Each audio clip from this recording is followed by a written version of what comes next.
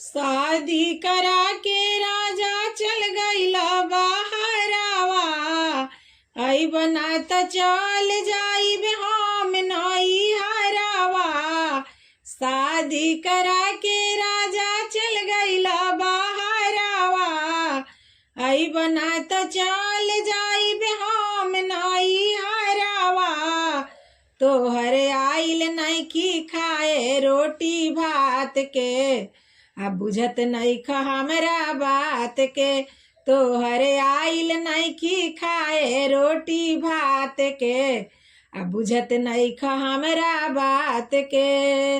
रोज गोतनिया घर में मर्द संगे सूते, जरेला जवानी दिया असरे में बूते।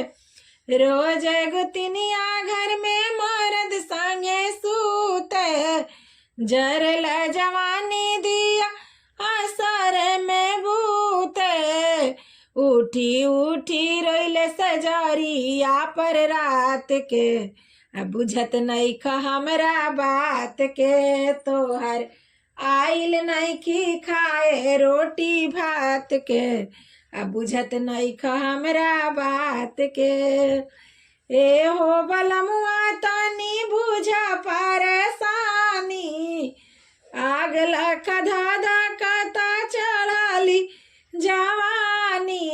ए हो बलमुआ तनी बुझा परेशानी, आग लख धाधा कता चढ़ाली जवानी। कबले राखी हम खाटी अपन जात के, अब बुझत नइख हमरा बात के। तोहरे आइल नइखी खाए रोटी भात के, अब बुझत नइख हमरा बात के। शादी करा के राजा चल गईला बहरावा, आई बना त चल जाइब हम नई हरावा। शादी करा के राजा चल गईला बहरावा, आई बना त चल जाइब हम नई हरावा। तोहरे आइल नइखी खाए रोटी भात के, बुझत नइख हमरा बात के। तोहरे आइल नइखी खाए रोटी भात के, अब बुझत नइख हमरा बात के।